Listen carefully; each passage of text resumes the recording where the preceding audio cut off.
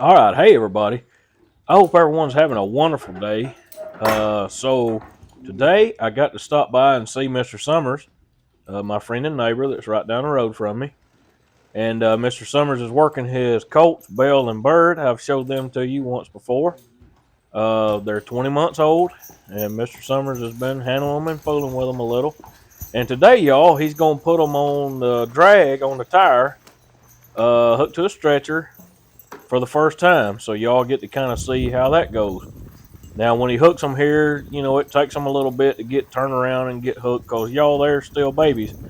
They're just learning how to do this, and turning around without a tongue and backing and all that kind of stuff is still sort of new to them, and they sort of got to get it figured out. But Mr. Summers has been mowing hay with them and just working them with his older mule some and working them to a tire. Has been playing with them a good bit, and he's going to give us some good advice in this video, y'all. He's going to talk about bits. He's going to talk about weight uh, and talk about starting them at different ages. So y'all stay tuned. Go through the video with us, and I hope y'all enjoy it.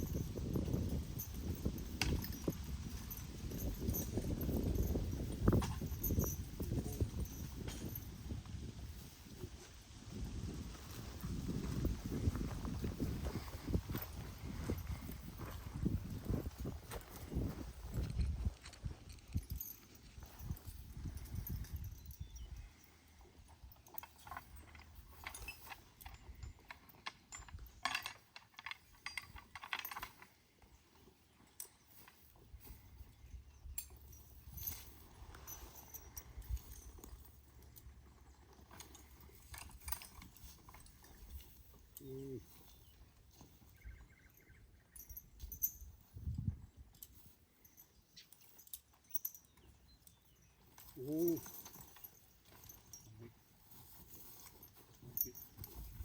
Ooh.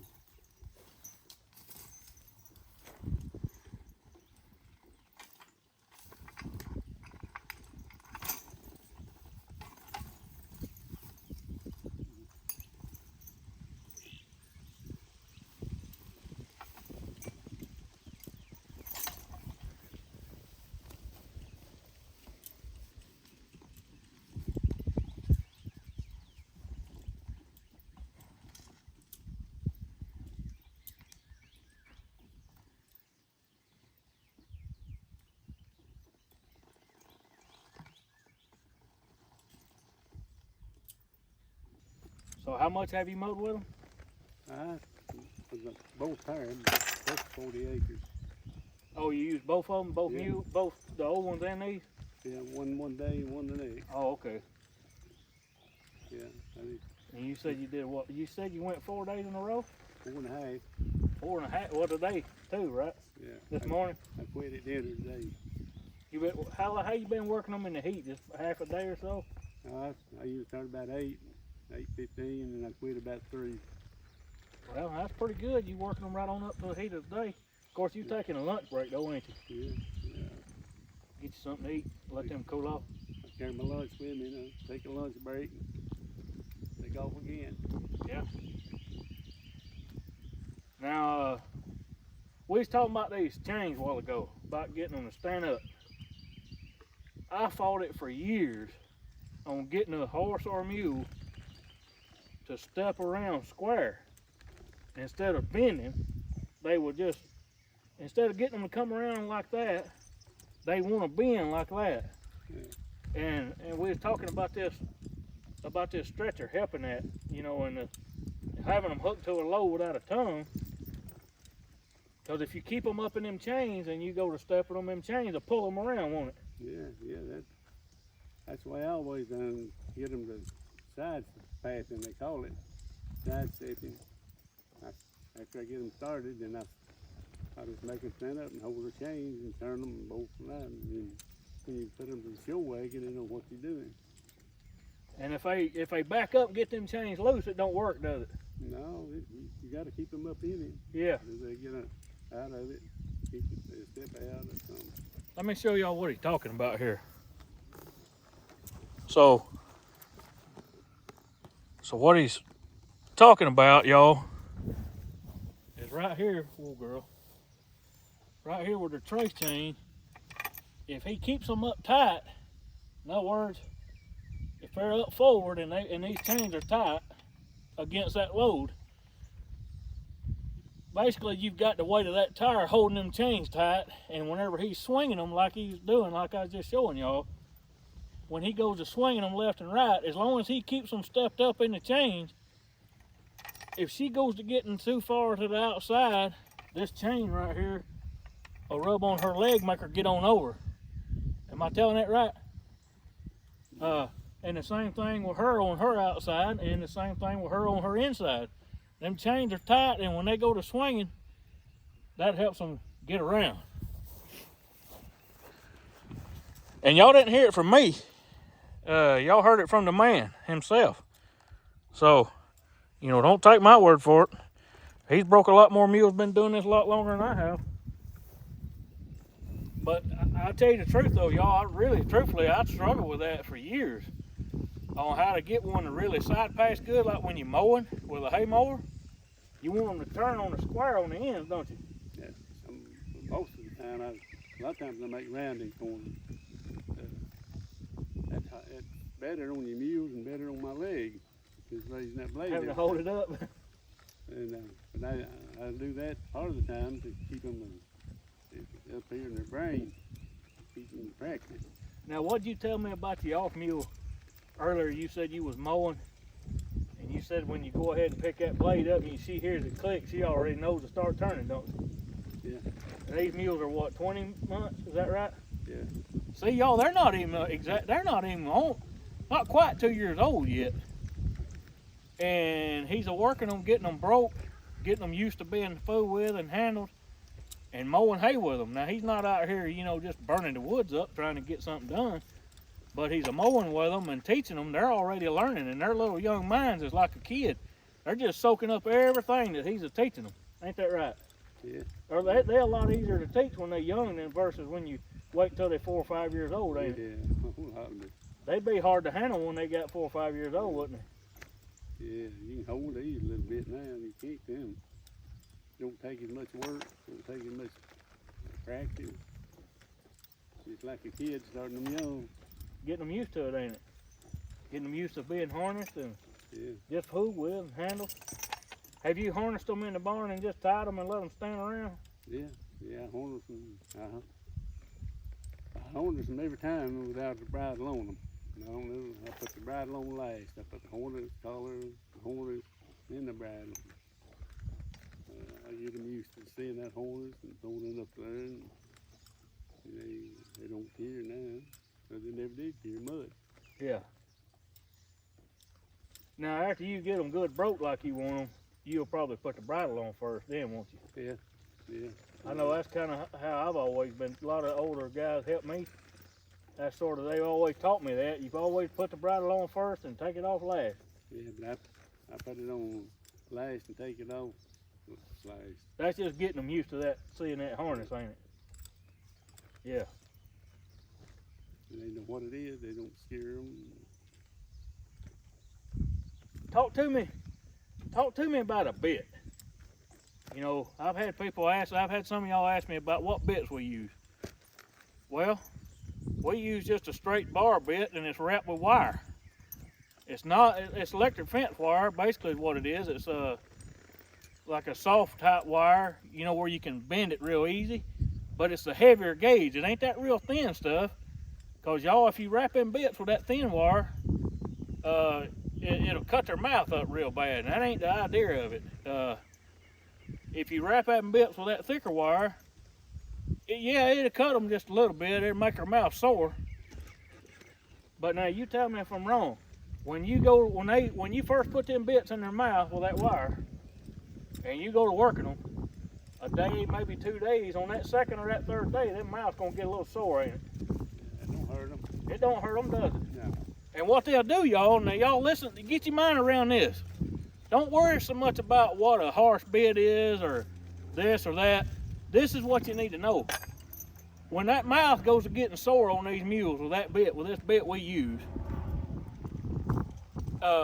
like that second and third day, their mouth will go to getting sore, and it might even bleed a little bit right there at their gum. I've had them do that before. But y'all, what'll happen is Empire mules, they'll back off that bit, won't they? They'll learn to quit pushing that bit as hard, and they'll back off of it. And y'all, a wonderful thing happens. Them mules will get their mouth better, won't they? Yeah, that'll get tough.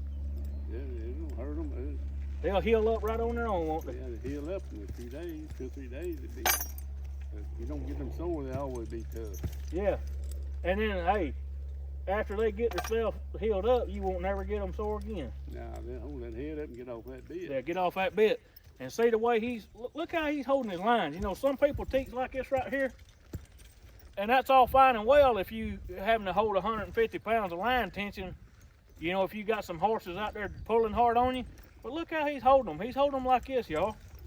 He's holding the lines just with his fingertips. And that's how he's driving this pair of colts. 20 months old, and he's driving them with his fingertips.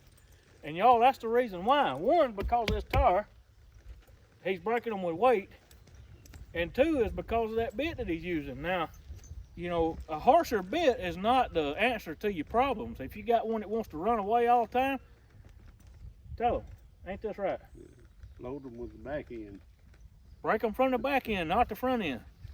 You know, the bit, it's just there to, that's kind of secondary, ain't it? The bit's just there to make sure you don't get it sideways. Get them bridle wise.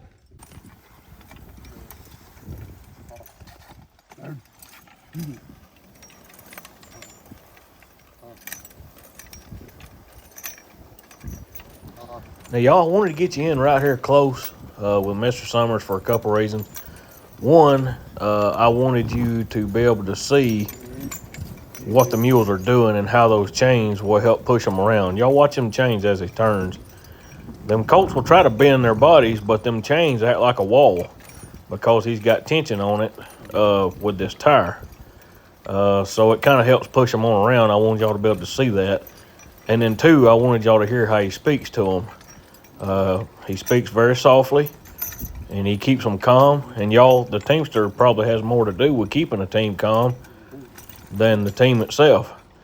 So I wanted y'all to be able to see that and hear it.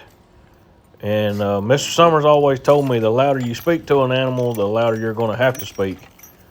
Speak softly, and then use your secondary connections, such as the lines or a buggy whip.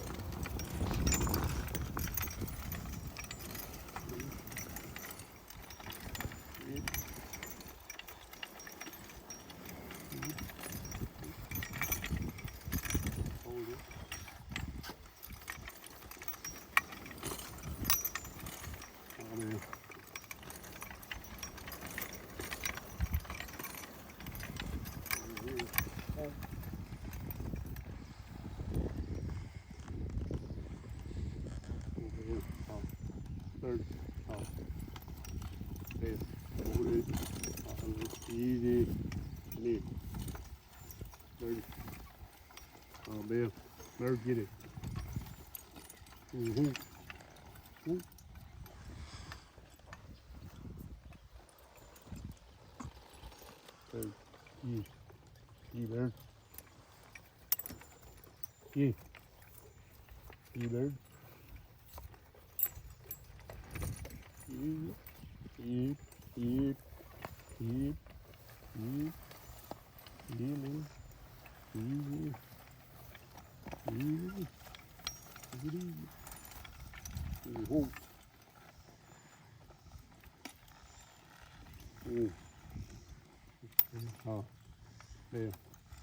Bird.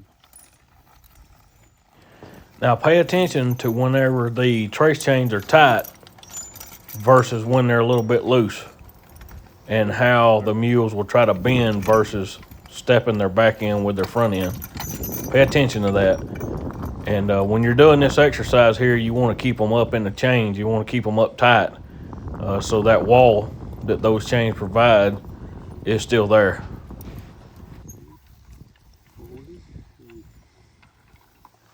Another thing too, y'all, as he's going to the right here, he's holding just a little bit of left line tension to keep them spread apart and to not let them get too fast in the turn. So that's important also.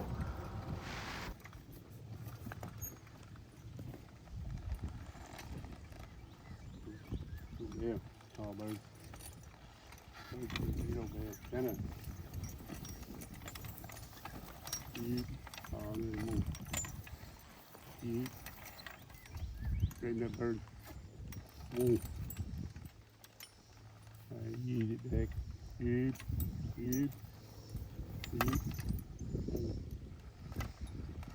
So y'all, I mean, half of this stuff that I tell y'all about a pair of mules and what I've learned about them and ways I've learned to fix them and whatnot and break them.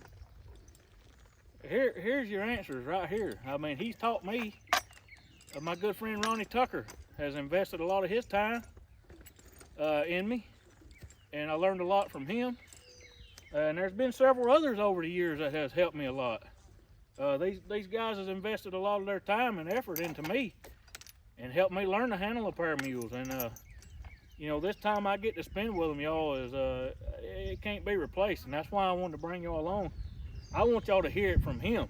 Hearing it from me is one thing, but hearing it from him, it's like driving a attack with a sledgehammer. You know, he can drive it a little harder than I can. You know, people's a little more willing to listen. But I'm going to tell you the same thing he does, and what he's taught me, and what Ronnie's taught me.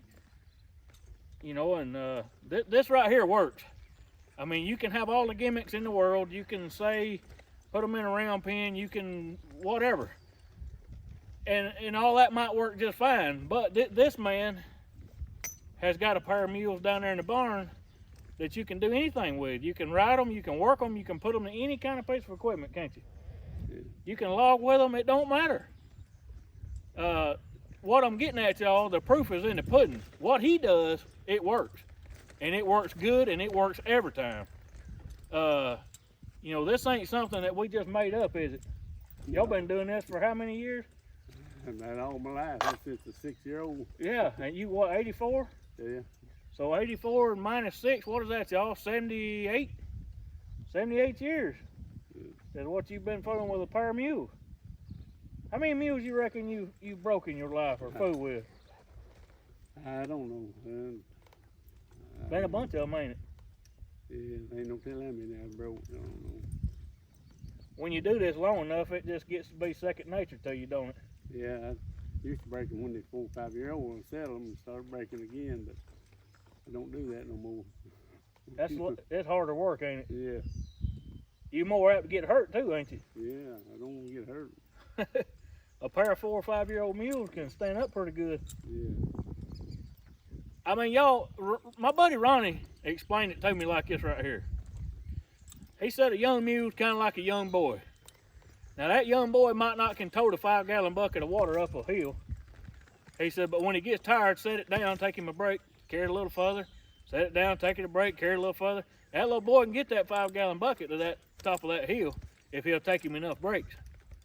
And, you know, and not overwork them. But if you get a pair that's 3 or 4 years old, and their nerves has got a lot to do with that too, don't it? When they get to be 4 or 5 years old, if you ain't never worked them, man, their nerves will be so up so high. Out here on a day like today, y'all, when it's, what, 95 degrees? Yeah. It's 95 degrees, and their nerves get to balling them real bad, and they can't settle down. You get them too hot. Ain't that right? Yeah, you can't work them long enough to get them. You can't get them worked down, can you? Wore down, they get too hot. Yeah. Quickly. And see, that's something else, y'all. You know, you need to think about. If you start them when they're 2, you kind of get them settled down and then get them working good. Don't overload them. That's a big thing, ain't it? Yeah, not overload them, but load them. But load them. Yeah. Now, there's a lot of people that would say this tire right here would be too big for a pair of big horses or a pair of big mules. Sure enough, big ones. You know, they would say, oh, that's too much load for mine. And I said, well, here's the thing. They need enough load they can't run off with, ain't it? Yeah. And this pair of mules right here, they ain't never off to run. They made next time I drive them, but they ain't yet. Not yet. But you started them right too, hadn't you? I tried to. You started them with the tractor, got them started with a tractor, and then you put your old mules out in front of them. Yeah, after I got them going, I put some old mules out there and drove probably 30 acres of pasture off with them. Well, I remember the last time I videoed for y'all. If y'all remember right, Mr. Summers was working these pair of colts in the barn. Had them in the hall of the barn, remember? Yeah, you're going to school with it, don't you? Yeah. So see y'all, he's food with them. And, you know, now he's out mowing pasture and he's out here pulling this tire. This is getting them in shape and getting them where they'll mind him. And now you said this is the first time they've been hooked to the stretcher, right? Right. First time they ever hooked like that out there. So they ain't never been hooked without a tongue. Uh-uh. And y'all, I know he'll agree with me, a tongue can hide many evils in a pair. You know, when you got a tongue, that tongue can push them and pull them around. When you take that tongue out, it changes things a little bit, don't it? Mm-hmm. Yeah, you don't hold them steady. They got more chances to wobble around. They got to learn how to stand up on their own, don't they? Yeah. So if you work them a lot like ground skidding logs, I got a buddy of mine, Spencer Powell. Spencer, if you're watching, this one's for you, buddy. Spencer almost logs exclusively with a pair of stretchers and skid tongue. And, you know, his mules work real good without a tongue because he don't even have a log cart. I mean, you know, he logs with just a pair of stretchers. But if you'll watch the way his mules get around, it's evident in the way they get around. They know how to stand up and not be bumping into each other. And you know what I mean? Yeah. And that's what we was talking about earlier, y'all, with them trace chains. If you'll keep them trace chains tight when they're stepping around, not pulling forward, but just keep them tight, let them step around with that load will hold them, and them chains will make them get on around. And they'll learn to stand up straight in the harness. That's kind of what you're going for, ain't it? Yeah, that's what you got to learn, especially in a show ring. You got to have where they stand up in them chains. Yeah. And it'll help them just get around so much better, step together. Yeah, you want them in there where they don't make no mistakes much. Well, when you get through mowing hay with them and you work them to this tire some more, what you gonna do next with them? What's your plan? Yeah, when I get through mowing, they go on the show wagon. Gonna start putting them to the wagon, let them go through their routine, start learning that. Yeah, figure 8, backing, turning, whatever. Yeah. Well, they ought to be good at it as much as you've been working. Yeah, they ought to be. Well, y'all, so many of you asked me for an update on Mr. Summers and his mule colt. So here it is, and I hope you have enjoyed this little bit again from Mr. Summers, and I'll try to check back in with him again a little bit later, and maybe by then he'll be able to take us for a ride on the show wagon, and he can talk more about showing and what it takes to get a pair ready for it. I mean, y'all can see kind of what goes into it, but maybe when we do the next video of him, he can talk a little more about what goes into showing them and getting them ready. And I hope y'all have enjoyed this little bit today, hanging out with me and Mr. Summers. And I tell you, every time I get a chance to be with him, y'all, it's special to me because it helps me a lot, even when I think I know stuff. Well, I'll give you an example. He took his lines and it's real simple. Instead of leaving his lines out like this, he just took them and he done this right here. He just pulled them back through, and the reason was because he had so much slack. Yeah, pick it up. Now see, I didn't ask him that, and he didn't tell me, and I never have thought about that. I've always just wrapped the slack around throw them over my shoulders, or you know, put it under my knee or whatnot. But every single time I'm around Mr. Summers, I don't have to ask him nothing, y'all. I don't have to. I just watch him. I watch what he does. I listen to how he speaks, and then I imitate that. So what y'all see me do, I've learned from him. I've learned from Mr. Ronnie. You know, a couple others that I've learned from. I can't tell you how blessed I am just to have these guys in my life, and I want to share them with y'all and share what he does. And the ones of you that's got horses and mules, y'all, you can make them better. And I'm sure this will help you. But look here, thank you again. Thanks for watching and being here, sharing your time with us. I pray that the Lord blesses each and every one of you, and every one of you that's hearing my voice, I'm going to be praying for you. I'm going to put my email up on the screen. Again, y'all know how to get up with me. Holler at me if you need me, and I'll see you next time.